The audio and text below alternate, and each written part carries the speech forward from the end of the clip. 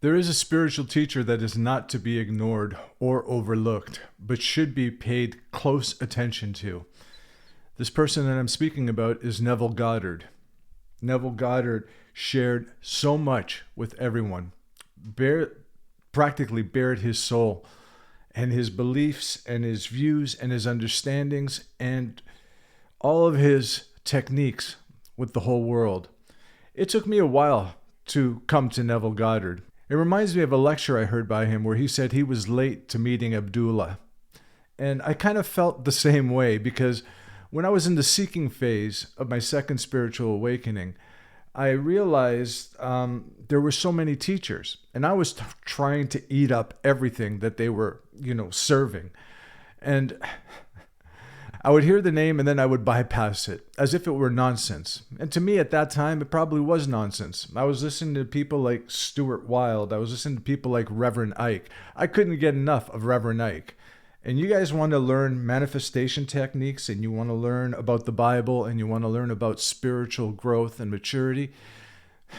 Reverend Ike is a prime example of that. Now, some people say he was a fraud. I don't know. All I know is that I manifested very many things through some of his teachings and techniques. But the name Neville Goddard was always circulating. Reverend Ike used it. Dr. Wayne Dyer used it. Everybody was kind of like, my ears were picking up Neville, Neville, Neville, but my mind was saying, no, no, no, no, no. Eventually, I did finally get around, maybe something like 6 months afterwards, close to the summer of 2018, to hearing Neville Goddard. I had a very profound experience of finding a child in my dream and me confronting me. And yeah, I'll tell that story another time. But I finally got around to hearing Neville Goddard, and Neville Goddard opened my eyes. All of the experiences and revelations to do with the Bible that I was experiencing, that I wasn't hearing any teacher talk about, just became this great big shining light to me when I discovered Neville Goddard. And through that process, one of my greatest manifestations was this. Now you see two cars here. The black one is my sister. She bought it in 2012. 2012, I had no idea of the existence or the possibility of a second spiritual awakening, let alone the existence of Neville Goddard. She bought her Dodge Challenger back in 2012, working hard, saving up her money and whatnot. She wanted to spoil herself and bought herself a nice sports car. The blue car next to her is a Ford Shelby, a GT350. That was my car. I say was because I ended up making money from it when I sold it. I'll tell you the story. And that was one of my greatest manifestations.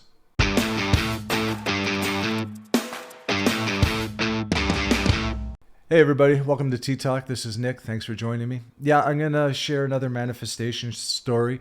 I don't see a separation between manifestation and spirituality. When you awaken to this creative power in you, you understand that you can do very, very many things. And I dabbled with it. I created all sorts of things, foolishness, testing it constantly over and over again. I would create material things from money to cameras to reclining chairs to 65-inch television screens, smart TVs, I should say. Yeah. But I want to tell the story of the Shelby because I think it's very, very important. And there's a couple of things I want to point out that are very, very true in the Neville Goddard lectures. I highly suggest, even if you're going at it from a conceptual mind and you just want to hear a different perspective on manifestation and whatnot, or spirituality and mystical experiences, I highly recommend Neville Goddard. Neville Goddard is probably the greatest teacher, in my opinion, on the subject of mystical experiences, spiritual awakening, and manifestation techniques.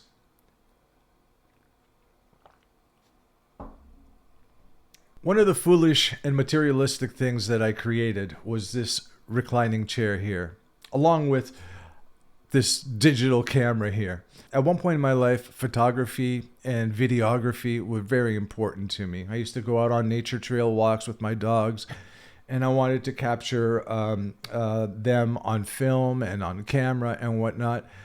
And through that process, I learned editing tricks and gimmicks. So I thought to myself, if I get myself a really decent DSLR camera, then I'll be able to perform these little tricks, editing tricks and gimmicks, and create some kind of like little movie reel with all sorts of little special effects in them.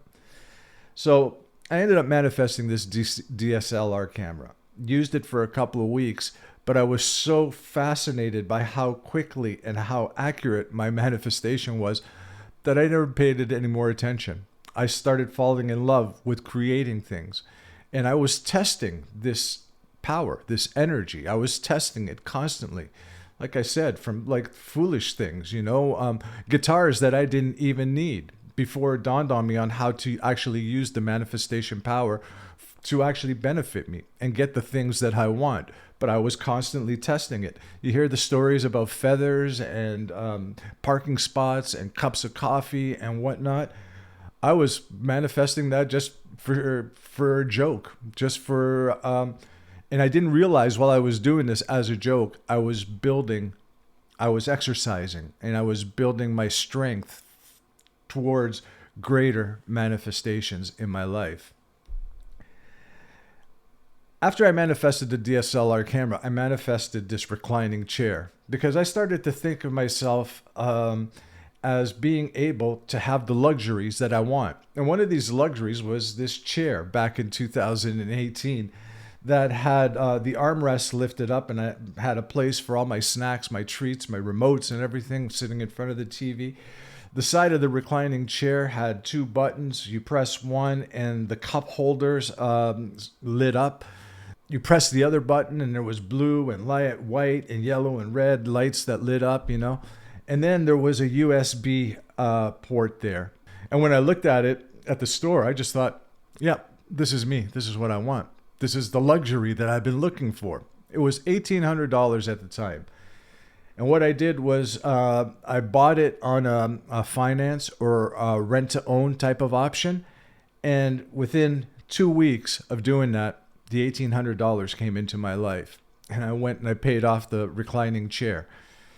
And I sat in that chair and I enjoyed it. And again, these are the foolish things. I didn't need a reclining chair. I had couches in the home to sit on. I had chairs to sit on. I was comfortable prior to having the reclining chair. But this is the foolish stuff. I was constantly testing this manifestation thing, constantly testing it to see, can I have this luxury? Can I have my 65-inch screen TV? Can I have four $4,000 MacBook Pros, Can I have like this and that? I didn't need half of that stuff, but half of that stuff also was the exercise, was building, strengthening me and strengthening the creative power in me to be able to manifest and whatnot. And then I thought to myself, you know what? I want to manifest a car, but I don't want just any car. I want a high-end car.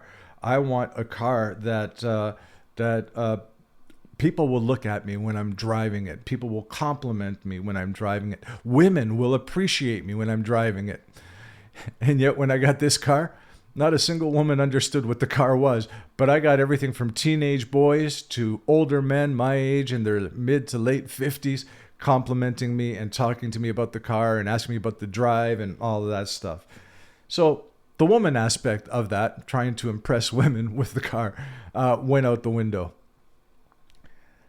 Here's how I manifested it. That reclining chair that I was telling you about, when I decided that I wanted to manifest this car, I would sit in that reclining chair and I would imagine myself behind the steering wheel of this Shelby GT350, fully loaded and all leather seats and everything.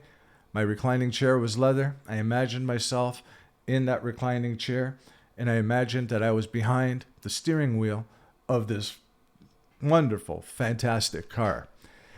I then started looking into like what I could find, because the 2015 models weren't perfected yet. The 2016s were close. The 2017s, they nailed it. And then the 2018s and 19s, they started doing modifications and whatnot. And I realized that the car to get is the 2017 Shelby GT350, right? So I started looking at the prices. Here in Canada, where I live, I couldn't find one under $80,000. And to buy one brand new was around $120,000. So I started putting a number in my head. I said, you know what? I will get it for $63,000. Because I did see the 2015s and the 2016s with very little kilometers on them, like possibly 5 to like 10,000 kilometers, were selling for around 63,000, 64. Some of them were selling for 70,000, but they were in the ballpark that I was looking for. But I didn't want a 2015. I wanted a 2017 because the 2017 model had all the issues addressed that were not addressed on the 2015 and the 2016 model. And the funny thing was, here where I live on Vancouver Island in British Columbia, not a single dealer had one. This was the type of car that was ordered ahead of time, and it was for specific individuals, or the dealership kept one on hand as a demo where people can actually test drive it and then order theirs. So there wasn't any on the lots, and there wasn't any used at the time being sold. And like I said, the ones that were being sold used were either on the mainland, Vancouver itself, and they were around $80,000 to $90,000, or they were in Ford dealerships on the lot selling for about $120,000, brand new. So I sat in this reclining chair and imagined myself behind the seat of this GT350. And then I remembered listening to a Neville lecture back then. I remembered Neville said that you can smell a rose even if there's not a rose in the room. You can create the smell. You know what the smell is like, and you can create it. And he told the story of a lady who walked into her room, and the room was full of roses after she had practiced this, smelling a rose to see if she could manifest a rose. So I started listening to this lecture, and I'm thinking, well, I'm sitting in my reclining chair. I'm doing everything that Neville says. What am I missing? And then I decided to use my olfactory senses, my sense of smell. And I decided to see if I could capture the leather smell, the brand new leather smell of a brand new car, you know? And I was sitting there and I was practicing this probably for a week, and nothing happened. And then one day I'm sitting in my reclining chair here, and I smell leather, fresh car leather, the fresh smell of leather in a car. And it was overpowering. It was almost nauseating, to be honest with you. It was everywhere in my room. It was everywhere all around me. I was sitting in this chair, and I could only just smell the brand new smell of a car, that leather smell. The next day I decided to go for a drive. And at the time I was driving my sister's truck. It was a Dodge truck. I forget the make and model of it now, but I was driving. That was my main vehicle. She had two cars, and she decided to loan me one because I didn't have a car or whatnot. So I was driving that around. And after this overpowering smell of fresh leather and a brand new car smell, the next day I went out for a drive in the truck. And as I'm driving, I saw the Shelby following me. I went from home to the gas station to get gas, to the grocery store to pick up what I needed for myself and the dogs. And everywhere I went, I saw this Shelby. I was on the highway for a split second, and there was a Shelby behind me, following me. All of a sudden, the Shelby is in front of me, and I'm following the Shelby. For about a period of like maybe a week or so, I kept seeing Shelbys everywhere. Whereas before, I never saw a GT350 Shelby here on the island. Never saw one. They were a rare thing. They were restricted to the city and whatnot. And then all of a sudden, there's one. And then I sit back in my reclining chair, and I do the same thing, and I smell the car seat. I imagine my hands on the steering wheel. I imagine I'm comfortable in this car. And I imagine that, this is my car, and I'm driving it. And I wanted a white one with black pinstriping. That's what I wanted. And that's what I saw following me around on the day that I went to get gas and groceries and whatnot. It was the one that I saw in the picture. And I had this picture memorized and all the pinstriping around it and all the large pinstriping on the front of the hood, to show off that it's a sports car and whatnot. That's the car that was following me. And that's the car that I wanted. So I said to my sister, I said, I want to get a Shelby, but I said, I don't have any credit. I don't have any money. What can I do, right? So she says to me, you really want the Shelby? You really want it? I said, yeah. She said, if you can find one here on the island, I will help you. I have good credit. I'll sign for you. I'll co-sign for you. But she goes, you have to make the payments. You have to make sure the payments are made on time, and you have to pay off that car as soon as possible. I said, I guarantee you within 2 years, that car will be paid off. In even less than 2 years. So she said, okay. And then we started looking. For about a month, we couldn't find anything, We did find a couple of Shelbys that were north of the island. They were a 3.5-hour drive, and they were asking like almost $80,000, and with tax, it would bring it close to $100,000. And I did inquire, and I did,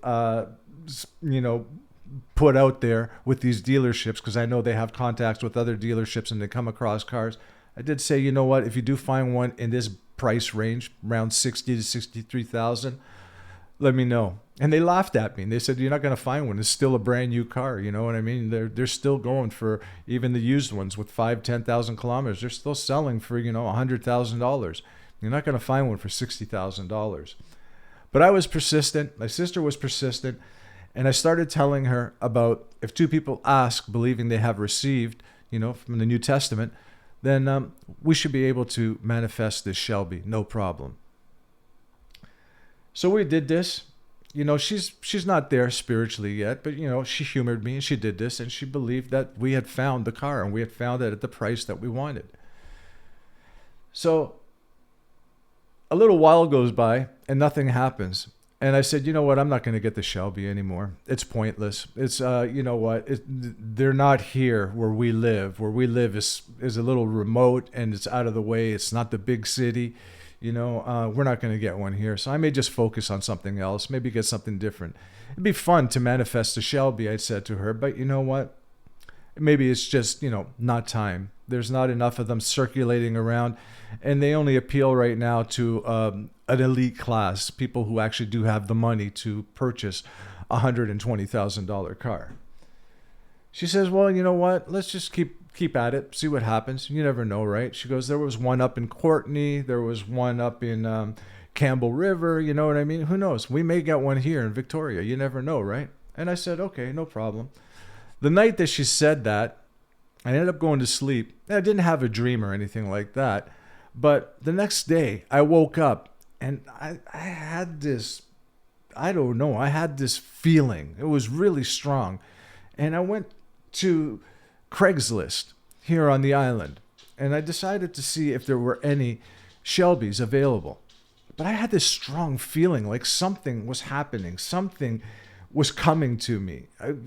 I want to say the Shelby, but I wasn't confident enough when I had this feeling to understand that it was the Shelby, But I just had a feeling that something good was going to happen. It just drove me crazy. I woke up in the morning and I just had to go to Craigslist to see, And I went to Craigslist and I saw that in the downtown core of Victoria, where, I live about 45 minutes away from there was a dealership, and it was a BMW, Maserati, Alfa Romeo high-end dealership that had just got their hands on this gorgeous blue, metallic blue, shiny Shelby GT350. And they were advertising it on Craigslist for $63.99, $64,000. I called up my sister. She was half asleep. And I said, you know what? I just had this feeling that there was something going on, that there was something available, with the Shelby. And I said, I went to Craigslist. And 5 minutes from where you live, from your home, the dealership that has the Maseratis and the Alfa Romeo purchased a Shelby GT350. I said, I need you to go in there and make sure that price is right. It says $63.99 on the Craigslist ad. Go in there and see if the price is right. She went in there around noon, got herself all together, and did this favor for me. Went in there, took a look at the car. She said the car was gorgeous. It was absolutely beautiful. Well, look at it. It's absolutely beautiful. And she talked to the guy, and she says that this car is, and the salesperson there said to her that this car is not going to last long. It is $64,000, and we can't budge on the price. It has 11,000 kilometers on it, and that's why it is $63,000. Did a Carfax, did a check on it, no accident. It was used as a demo. It was used to test drive and just to kind of show off the Ford label and the quality of the car. So the salesperson that she was talking to says, I had to move heaven and earth in order to get this car on the island. And it's not going to last very long. I've already got 100 dealerships on the island wanting to purchase this from this shop, and they're willing to pay an additional $5,000-$10,000 because they know that they could sell it for $80,000. And he says to her, he goes, you can see we're a Maserati, we're a high-end car dealership here, right? We don't need the money, but we would like to be recognized as being the first on the island to have this car.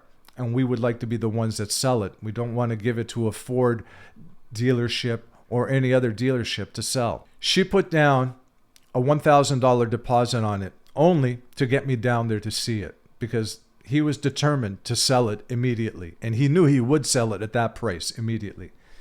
So she said, I'll put $1,000 deposit on it. And I need you to give me a couple of days so my brother can come down here and take a look at it. Well, when I took a look at it, I was blown away. I said $63,000. $64,000 is close enough. We signed all the paperwork. We did everything. And I showed up on the weekend and saw it all gift wrapped in a large red bow and everything. And I ended up driving away with the Shelby that I wanted. Now, sometimes, as I've said before in manifestation, you don't always get the things that you want, and you sometimes get better than what you expected. I wanted the white with the black pinstriping. I ended up getting a metallic blue, which I thought was much better.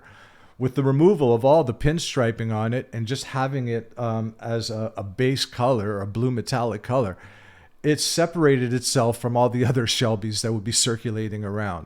I felt it was authentic and individual and different, you know? And I really appreciated that. And I realized I got my manifestation. I got my manifestation by sitting in the reclining chair that I manifested for fun. I was imagining that I was driving the car, and then I was swarmed by smell of fresh car, of the fresh leather in the car. And then within, like, I'd say 2 weeks of all of that happening, I was driving around in a Shelby GT 350. We loaded it up. We added another 2 years onto it and everything. We figured since we're financing it, let's load it up. We loaded it up with 2 more years on the motor, 2 more years on the body and all that stuff. We got extended warranties and everything. It ended up costing us nearly $72,000, between $70,000 and $72,000. I think it was $71,995 or something like that, with all the extras loaded onto it. I drove it around for 2 years, and I realized that, you know, during the wintertime, it doesn't benefit me because it's not the type of car you want to drive in the wintertime. You'll be sliding all over the place. Even though it had traction control, the traction control wasn't meant for icy roads and snow on the road. Although plenty of people in Vancouver and Calgary and whatnot were driving them around in the wintertime, which I thought was foolish. But I would store it in the wintertime. 2 years after, and we're in lockdown mode on with the pandemic and everything, I decided, you know what? I'm going to sell this car. I'm going to sell it. I had fun. I manifested it. I manifested one of the greatest things in the world, and I'm going to sell it. And I saw that the prices on these cars had skyrocketed through the pandemic. You know, this $64,000 car was now $80,000. All the other ones that were sitting around $80,000 are now $90,000. They almost went up by $10,000. And I said, hey, maybe this is an opportunity for me to make money, right? So I decided to list it for $80,000. Within 2 weeks of listing it, someone from Vancouver decided to come onto the Vancouver Island and take a look at it. As soon as they saw it, they fell in love with it, bought it on the spot, certified check from the bank and everything. I ended up making like $12,000 off of that car. So I sold it. But that's my manifestation story on how I got the car that I wanted, the car that I manifested through sitting in a seat and doing all the techniques and manifestation techniques that Neville Goddard shared at the time. Like I said, I had no idea how important Neville would be in my life, but I did take him up on his offer to manifest something, and I manifested this wonderful car here. That's my manifestation story on the car. I just thought I would share that with you guys. And I do want to share another story, but it's a very mystical and very biblical story that happened to me in this reclining chair here. And again, it came from listening to Neville and understanding that my revelations and experiences with the Bible, with God, with Jesus Christ, were finally understood and revealed to me when I hear Neville, because all of his experiences, mystical experiences, and growth spiritually and growing in God, all of his experiences were identical to my experiences. And I believe I may have had a few more than Neville did. Or I don't even want to say that. You know what? I believe Neville had all the experiences and mystical experiences that he was meant to have, that possibly he didn't speak on all the time, but he spoke on what was given to him at the time. Anyways, this is Nick. This is T-Talk. Thanks for stopping by. Go get yourselves a Shelby, or get yourselves whatever is appealing to you in 2025 going into 2026 now. See you next time.